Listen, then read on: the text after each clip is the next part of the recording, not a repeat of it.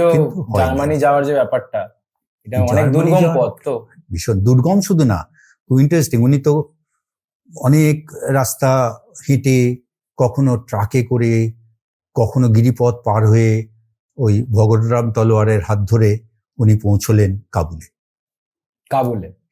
Practically বেশিরভাগ রাস্তাটাই হেঁটে হেঁটে মানে কলকাতা থেকে উনি রওনা হলেন, কলকাতা থেকে রওনা হলেন গাড়িতে। ট্রাকটা কি ছিল তুমি যদি বলো? হ্যাঁ, ট্রাকটা বলছি। ট্রাকটা হচ্ছে প্রথম হচ্ছে উনি গেলেন এতে গাড়িতে করে গেলেন ধানবাদ গেলেন। কলকাতা থেকে ধানবাদ চালালেন, গাড়িটা চালালেন ওনার ভাইপো শিশির বসু, মানে সুগত বসুর বাবা। আর ওখানে গিয়ে উঠলেন গোমতে গেলেন, ধানবাদে গেলেন। ধানবাদে গিয়ে উঠলেন আরেক ভাইপো নিয়ে থাকতেন, ডক্টর অশোক কুমার বসু। অশোক বোসের বাড়িতে উঠলেন। আচ্ছা, তখন উনি কিন্তু ছদ্মবেশ ধরে যাচ্ছেন, ওই আফগানিস্তানের ওই জব্বা পরা, বিরাট দাড়ি, নাম হচ্ছে জিয়াউদ্দিন। কারণ যে পুলিশ জানতে পারলে তো ধরে নিয়ে, এবং তো পুলিশের নজর এড়িয়ে বেরিয়েছে। তো ওখান থেকে উনি গেলেন গোমো স্টেশনে, ওকে গাড়িতে তুলে দিল এরা। উনি গোমো স্টেশন থেকে ট্রেনে রওনা হলেন পেশোয়ার, ফ্রন্টিয়ার মেলে। পেশোয়ার গেলেন, সব অ্যারেঞ্জমেন্ট করা ছিল। পেশোয়ার থেকে উনি গেলেন ওখান থেকেই আর কি ওই যাত্রা শুরু হলো ওই ভগৎরাম তলোয়ারের সঙ্গে। রুটটা আমি বলি, রুটটা খুব ইন্টারেস্টিং, সংক্ষেপেই বলবো কারণ সময় চলে যাচ্ছে। সেটা হচ্ছে যে উনি গেলেন গরহদি, একটা বিশাল রুট, প্রায় 1 মাসের মতো জার্নি। ম্যাক্সিমামটাই পায়ে হেঁটে গেলেন, বিরাট রাস্তা। এই যে গরহদি, জালালাবাদ, ফতেহাবাদ, গন্ডামক, লতাবন্ধ গিরিপথ পার হয়ে কাবুল। 11 দিনের দুর্গম পথ, পায়ে হেঁটে। মাঝে মাঝে বরফের উপর পড়ে গেছেন, পায়ে চোট পেয়েছেন, অসুস্থ, খাবার সবসময় জুটছে না, কোনো রাস্তায় কোনো গাড়ি ঘোড়া নেই, ট্রাকে চেপে পুলিশ আবার ধরেছে রাস্তার মাঝখানে, বিদেশি বলে, ইত্যাদি ইত্যাদি নানা ঘটনা পার হয়ে আফগানিস্তান গেলেন। আফগানিস্তানেও দীর্ঘ ঘটনা, ওখানেও কিন্তু অনেক রকম, মানে ওই ব্রিটিশ তো পেছনে পড়েছিল, আফগানিস্তানেই খুন করার একটা প্ল্যান ছিল, তারও অনেক তথ্য পাওয়া যায়, কিন্তু সেটা ব্রিটিশ করতে পারেনি আলটিমেটলি।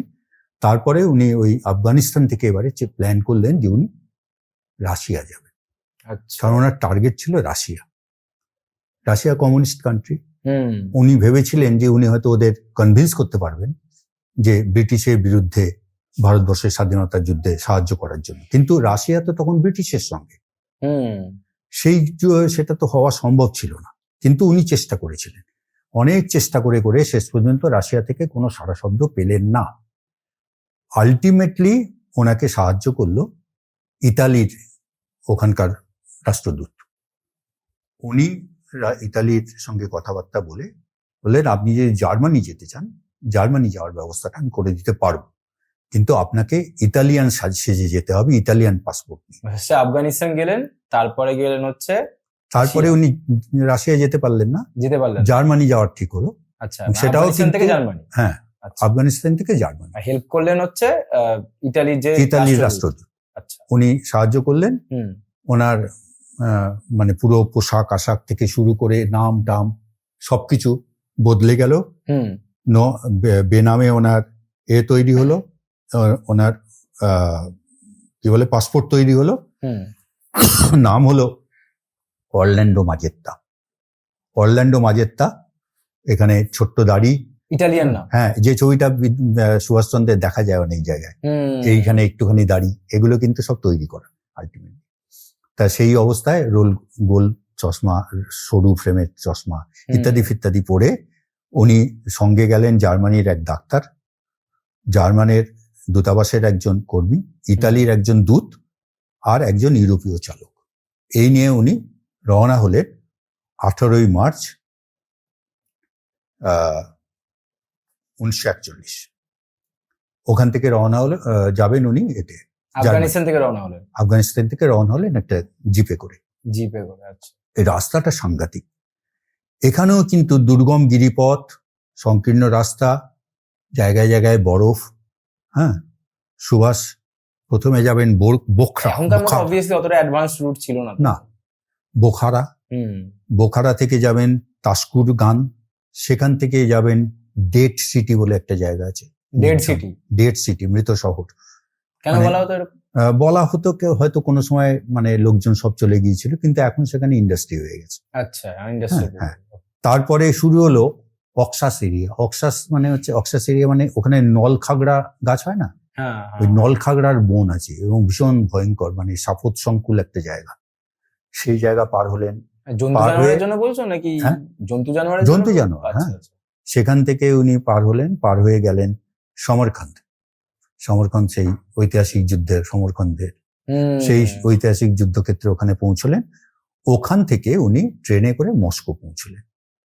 এবারে মস্কো পৌঁছানোটা খুব ইন্টারেস্টিং, যে মস্কো উনি পৌঁছলেন কিভাবে, কে পারমিশন দিল? ঠিক, পারমিশনটা কিন্তু স্টালিনই দিয়েছিলেন। স্টালিনও জানতেন যে উনি নেতাজি, অরল্যান্ডো মাজেত্তা সেজে ঢুকছেন, এটা উনি জানতেন। নাহলে মানে স্টালিনের চোখকে ফাঁকি দিয়ে রাশিয়ায় ঢোকা এত সহজ ব্যাপার ছিল না তখন। ঠিক, কিন্তু স্টালিনটা কে ছিল একবার যদি বলে দাও। স্টালিন তখন মানে এর মূল প্রশাসক গোটা রাশিয়ার, যেমন লেনিন ছিলেন সেরকম স্টালিন। তো আলটিমেটলি স্টালিন ওকে ঢুকতে দিল না, মানে বলল যে তোমাকে আমি রাশিয়ায় থাকতে দেব না। আচ্ছা, কে আগে থেকে যেটা বলা ছিল যে তুমি রাশিয়ায় রাস্তাটাকে ব্যবহার করতে পারো জার্মানি যাওয়ার জন্য, কিন্তু কোথাও তুমি স্টে করতে পারবে না। আচ্ছা, তুমি রাস্তাটা ধরে বেরিয়ে যাবে সোজা জার্মানি। আলটিমেটলি সুভাষের কোনো রাস্তা ছিল না। এইখানটাতে একটা খুব ইন্টারেস্টিং মানে ব্লান্ডার অফ সুভাষচন্দ্র ধরে নেওয়া হয় এটা, যে উনি যে রাশিয়া যেতে চেয়েছিলেন এই ভাবনাটাই ওনার ভুল ছিল। তার কারণ হচ্ছে যে রাশিয়া ওকে অ্যাকসেপ্ট করতো না। রিজন হচ্ছে এটাই যে ও তো সরাসরি কমিউনিস্ট কোনোদিন ছিল না, কমিউনিস্ট মনোভাবের ছিল, কমিউনিস্ট পার্টির সদস্য ছিল না। ওকে তো ঢুকতে দেবে না ওরা, বুঝতে পেরেছো? বিশেষ করে যারা কমিউনিজম করতো তারা তো সুভাষকে পছন্দ করতো না। এখানে তো জ্যোতি বসুরা, মানে তখনকার দিনেই কথা বলছি, জ্যোতি বসুরা তো ওকে বলতো তো জোর কুকুর, হিটলারের চামচা, হিটলারের বুট চাটা লোক, এসব বলতো তাকে, কার্টুন বেরোতো কাগজে। তো ন্যাচারালি কমিউনিস্টরা ওকে ঘৃণা করতো। সেই রাশিয়ায় ওকে কি করে ঢুকতে দেবে? আলটিমেটলি উনি কিন্তু ওই জাস্ট ক্রস করে আপনার তোমার 2রা তারিখটা কত ছিল, ওখানে পৌঁছলেন উনি, এতে জার্মানি পৌঁছলেন 1941-এর 2রা এপ্রিল। হ্যাঁ, কেউ কেউ বলে যে 28শে মার্চ উনি পৌঁছেছিলেন। যাই হোক, আলটিমেটলি জার্মানিতে পৌঁছলেন। জার্মানিতে পৌঁছে এবার অনন্ত অপেক্ষা, হিটলারের দেখা পাচ্ছেন না। হিটলারের পররাষ্ট্রমন্ত্রী রিবেনট্রপ একবার দেখা করলেন। রিবেনট্রপকে উনি বললেন ওনার পারপাসটা কি, উনি চান হিটলারের মানে জার্মানির সাহায্য, যাতে ভারতবর্ষের স্বাধীনতা সংগ্রামে হিটলার সাহায্য করেন। কিন্তু রিবেনট্রপ প্রথমেই বলে দিয়েছিল এটা খুব শক্ত ব্যাপার হবে আমাদের পক্ষে করা, কিন্তু তবুও ঠিক আছে দেখা যাক, অপেক্ষা করতে বললেন ওনাকে। সে একটা দীর্ঘ অপেক্ষা, দীর্ঘ 9 মাস ধরে, আলটিমেটলি 11 মাস কেটেছিল। কিন্তু আলটিমেটলি ওরা অনেক কিছু ওনার জন্য করেছিল। ওনাকে মাসে 800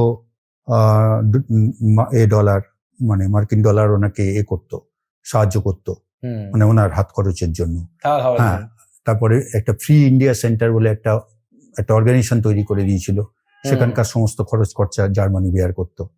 এই সবগুলো আবার এখানে ভারতবর্ষের লোকেদের কাছে খবর পৌঁছেছিল, কমিউনিস্টদের কাছে বিশেষ করে। তারাই কিন্তু ওই রটিয়ে দিয়েছিল যে ওই মানে হিটলারের পয়সায় খাচ্ছে লোকটাই হিটলারের পয়সায় থাকছে, তাকে ভারতবর্ষে আমরা ঢুকতে দেবো না। বুঝতে পেরেছ?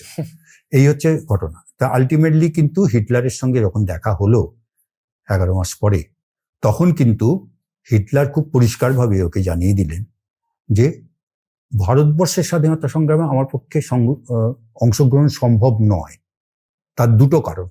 তো মূলত হিটলার যেটা বললেন যে 2টো কারণে আমি এই মুহূর্তে ভারতের স্বাধীনতা সংগ্রামে সাহায্য করতে পারবো না। তার কারণ হচ্ছে যে ডিস্টেন্স, জার্মানি থেকে ভারতবর্ষের ডিস্টেন্স অনেক। আচ্ছা, সেই দূরত্বটা আমরা কিভাবে মেকআপ করব, মানে কোন পথে আমরা ভারতবর্ষে ঢুকতে ঠিক। গেলে আমাকে আফগানিস্তান হয়ে ঢুকতে হবে। হুম, তার আগে কিন্তু আমার সহজ পথ হচ্ছে রাশিয়া হয়ে আফগানিস্তান হয়ে ভারতবর্ষে ঢোকা। হুম, কিন্তু রাশিয়া আমায় ঢুকতে দেবে না, ঠিক। কারণ আমি তো রাশিয়া বিরোধী। হুম, তাহলে আফগানিস্তান আমায় ঢুকতে হবে তুমি যে পথে এসছে সেই পথে, সেটাও তো রাশিয়া। পসিবিলিটি খুব আমি যাবো কি নেই করে? বলতে গেলে। তৃতীয়ত হচ্ছে, যদি ধরা যায় যে আমরা এয়ার বেস করলাম আফগানিস্তান, ওখান থেকে যুদ্ধ করব, ওখানে একটা উপজাতি সম্প্রদায় আছে, তারা আমাদের ওখানে এয়ারবেস করতে নাও দিতে পারে। হুম, এই দূরত্বটা আমাদের কাছে একটা বিরাট ব্যাপার। আমার তো একটা কোথাও সেন্টার করতে হবে যেখান থেকে আমি যুদ্ধটা Operate চালাবো। করবে। হুম। অপারেট করার জায়গা কোথায় আমার? হুম, এটা এক নম্বর। খুব বাস্তবভাবে ওকে ভাবনা চিন্তা করে বললো যে হুম, তুমি ভেবে দেখো, এটা সম্ভবই নয়। আর দ্বিতীয়ত হচ্ছে, এই মুহূর্তে আমি ব্রিটিশের বিরুদ্ধে, মানে ভারতবর্ষের জন্য ব্রিটিশের বিরুদ্ধে যুদ্ধে যেতে পারবো না, কারণ আমার উপরেও অনেক রকম পলিটিক্যাল প্রেশার আছে। ঠিক। সেই পলিটিক্যাল প্রেশার গুলো নিয়ে আমি থাকতে পারবো না। হুম, সুতরাং আমাকে সময় দিতে হবে। তোমরা যদি আমাকে সময় দাও, আমি নিশ্চয়ই তোমাদের সাহায্য করব। কিন্তু তার আগে এটা কে বলেছিল? এই হিটলার হিটলারই বলেছিল? হ্যাঁ, আচ্ছা। হিটলার সরাসরি না বলে দিল, তারপর বললো যে সময় দাও, তখন ভেবে দেখবো। হুম, প্রথম কথা, হিটলার করতে পারবে না বলে দিল। ন্যাচারালি মুসোলিনিও পিছিয়ে গেল। মুসোলিনি কিন্তু সাহায্য করতে রাজি ছিল, হিটলার মানে ইতালির মুসোলিনি। হুম, মুসোলিনি হিটলারের সঙ্গে ছিল না, তো ন্যাচারালি হিটলার যেখানে পিছিয়ে যাচ্ছে সেখানে মুসোলিনি করার ক্ষমতা ছিল না। ঠিক। সেই সময়ে কিন্তু জাপান থেকে ফিডব্যাক আসছে, মানে আইএন এর মাধ্যমে, আজাদিন ফৌজের মাধ্যমে, রাজবেরি বসুর মাধ্যমে, যে তুমি জাপান চলে এসো, এখানে জাপান সময় সাহায্য করবে, আমরা জাপানকে সঙ্গে নিয়ে ব্রিটিশের বিরুদ্ধে যুদ্ধ করব। জাপান থেকে ভারতবর্ষে ঢোকাটা অনেক সহজ। হুম, যখন এটা হিটলারকে উনি বললেন, হিটলার বললো যে তোমার জাপান পৌঁছে দেওয়ার ব্যবস্থাটা আমি করতে পারি। আচ্ছা। মুসোলিনিও বললেন যে আমি তোমাকে সাহায্য করব, তুমি জাপান গেলে আমি তোমাকে স্পেশাল প্লেনে করে পাঠিয়ে দেবো জাপান।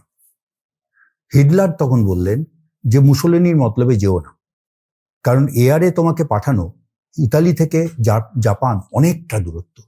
এই দূরত্বটা কভার করা তোমার মতো একটা হাই রিস্ক লোককে নিয়ে সেটা খুব বিপজ্জনক, যে কোনো সময় তোমার ওপর আক্রমণ হতে পারে। সুতরাং তোমাকে আমি খুব সংগোপনে পাঠাবো, তুমি আমার ওপর বিশ্বাস রাখো। ওকে পাঠালো সাবমেরিন।